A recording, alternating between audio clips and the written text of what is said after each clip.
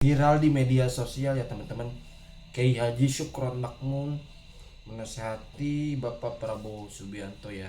Seperti apa tanggapan Kiai Haji Syukron Makmun menasihati Bapak Prabowo? Oke, kita ke videonya. Mudah-mudahan saya doakan Pak Prabowo jangan sembarangan mengangkat menteri, jangan sembarangan mengangkat pembantu-pembantunya. Hadis menyatakan dalam kitab Riyadhus Shalihin, kalau Allah ingin menghancurkan suatu negara, Allah berikan pembantu-pembantunya, pemimpinnya orang yang jahat. Jangan sampai diserahkan kepada investor asing, kata Bung Karno.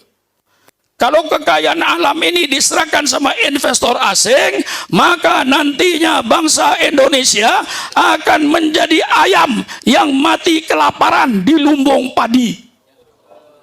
Nanti bangsa Indonesia akan menjadi itik yang mati kelaparan di sungai. Sekarang kitab-kitab politik puluhan dalam Islam. Al-Ahkam As-Sultaniyah Imam Mawardi, Madhab Syafi'i. Lalu nama kitabnya sama, Al-Ahkam As-Sultaniyah Imam Abu Ya'la, Madhab Hambali. Lalu ada Fiqhus Siyasah Ibnu Taimiyah, miring ke Wahabi. Ada Fiqhud Daulah, fikih bernegara, Dr. Yusuf Qaradawi. Masih banyak lagi kitab-kitab politik yang perlu dikaji, yang perlu dibongkar kembali. Dalam kitabnya Ibnu Taimiyah, semua kitab-kitab yang bernama Al-Ahkam As-Sultaniyah sepakat bahwa mendirikan negara hukumnya wajib kifayah. Ini menjadi negara. Kenapa? Kalau ada satu bangsa tanpa negara, tanpa pemerintah, pasti bangsa ini menjadi bangsa barbar, bangsa arogan, tidak ada hukum. Yang kaya menindas yang miskin, yang kuat menindas yang lemah. Itu kalau tidak ada pemerintahan. Maka mendirikan pemerintahan hukumnya wajib. Jelas dalam Islam ini. Kok ada orang bicara bahwa Islam tidak bicara politik?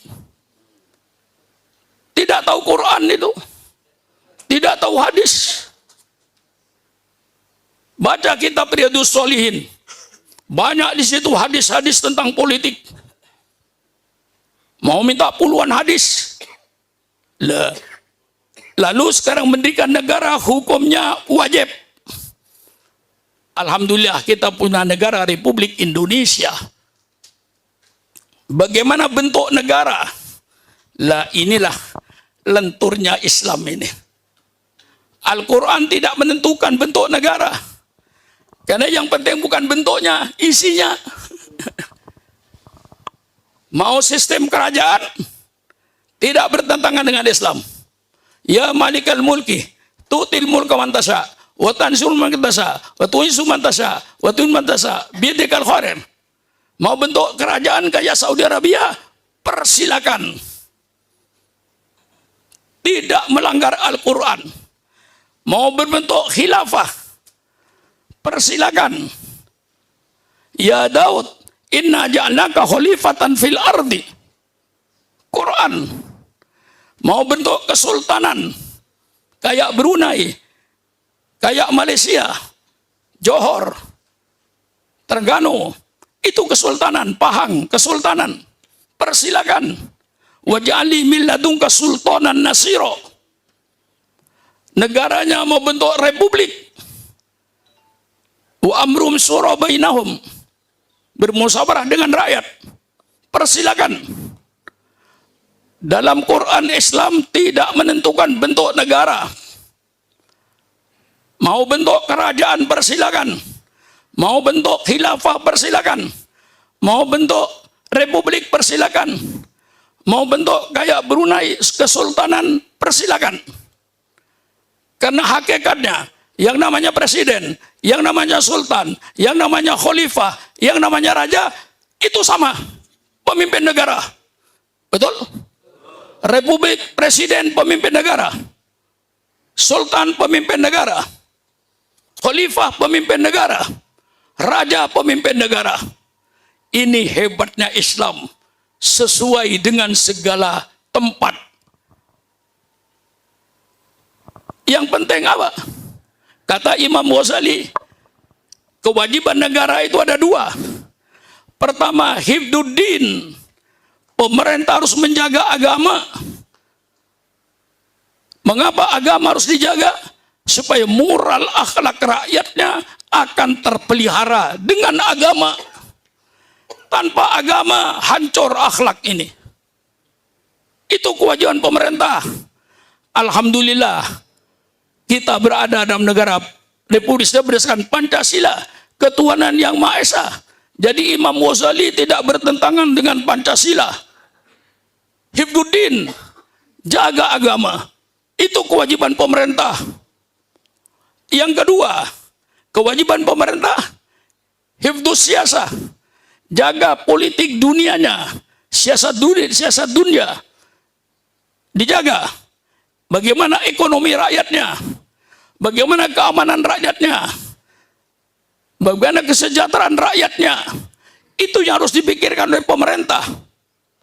Rakyat yang sejahtera, tidak sulit makan, semua orang punya rumah, semua orang hidupnya aman, tentram, dengan keadilan. Ini kewajiban negara, dua hal ini. Siyasatuddin wa siyasatud dunya. Itu yang kewajiban pemerintah. Menurut Al-Imam Ghazali rahimahullah. Lalu sekarang setelah bentuk pemerintahan, terserah kemauan dinamika masyarakat. Mau kerajaan persilakan, mau khilafah persilakan, mau republik persilakan, mau kesultanan persilakan. Indahnya Islam. Yang penting, apapun bentuk negaramu, mau kerajaan, persilakan. Yang penting, perintah Allah laksanakan, larangan Allah jauhi. Mau berbentuk khilafah, persilakan. Yang penting, perintah Allah jalankan, larangan Allah jauhi. Mau bentuk republik, persilakan. Yang penting, perintah Allah jalankan, larangan Allah jauhi. Subhanallah. Bagaimana? Jelas ini? Politik ini jelas. Ini yang kiai jarang bicara. Takut ditangkap. Takutnya sama manusia. Takutlah kepada Allah. Saya hidup ini sekarang umur 86. Saya pidato mulai umur 22. Apa? 64 tahun saya gini. Sejak di pondok saya gini nih. Di pesantren saya sudah gini. Melawan Bung Karno waktu itu saya.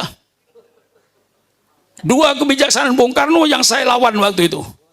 Satu, Barisan Tani mau dikasih senjata. Disebut angkatan kelima.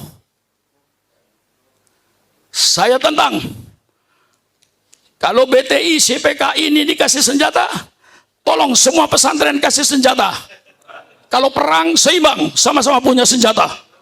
Mengapa PKI saja yang dikasih senjata? Saya lawan. Jadi ini termasuk membeli antar presiden.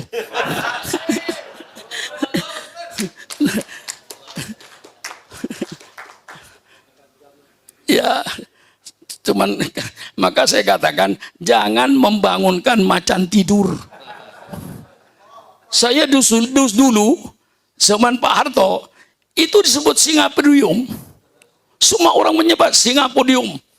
Nyebut Sukarno Makmun Singapodium. Sehingga cucu saya, Pak Hidayat, anaknya Faiz, baca majalah Kiai Sukarno Makmun Singapodium. Tanya sama ayahnya, kapan kakek jadi manusia? Kapan kakek jadi manusia? Ya namanya anak TK, wajarlah pertanyaan itu. Kapan kakek anak TK? Yang kedua, zaman Bung Karno saya lawan land reform.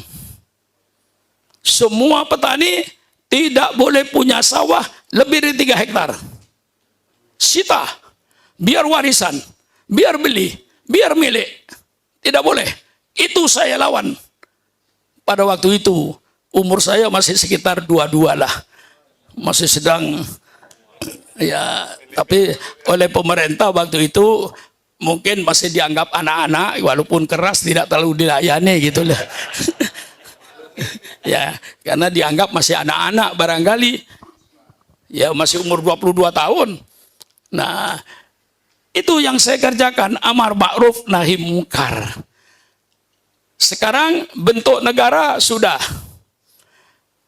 Kewajiban pemerintah sudah. Siyasatuddin wa siyasatu dunya. Tentu siyasatu dunia itu panjang. Karena menyangkut ekonomi, menyangkut keamanan, menyangkut lalu lintas, segala macam masuk di fikih siyasatu dunia. Itu yang kewajiban pemerintah. Sekarang pemimpin, sifatnya pemimpin. Tolong carikan tata negara di dunia ini yang lebih indah dari Islam. Saya tantang. Dan ayo, ketemu di satu meja dengan saya. Adu tata negaranya. Tata negara yang datang dari Amerika. Tata negara yang datang dari Eropa. Tata negara yang datang dari Allah Subhanahu wa Ta'ala. Liyudhirahu ala dini kullih. Saya perlihatkan pemimpin dalam Islam sifatnya 4. Ini sudah masyhur. Wastifadoh. Jadi kayak Habib ini kalau sudah suhro wal istifadoh nggak usah dibantah. Sudah suhro wal istifadoh. Sifat pemimpin. Sidik. Cari pemimpin yang jujur. Jangan cari pemimpin yang bohong. Apalagi yang selalu menyampaikan kebohongan. Tanda-tanda pemimpin bohong itu mereka yang merekayasa apa? Yang merekayasa keadaannya. Berpura-pura sederhana, berpura-pura semesta berpura. Apa? Pemimpin yang bohong, pemimpin yang mengadakan pencitraan. Jangan percaya kepada calon-calon yang bikin pencitraan. Itu pembohong. Saya bicara yang benar. Gak usah curiga.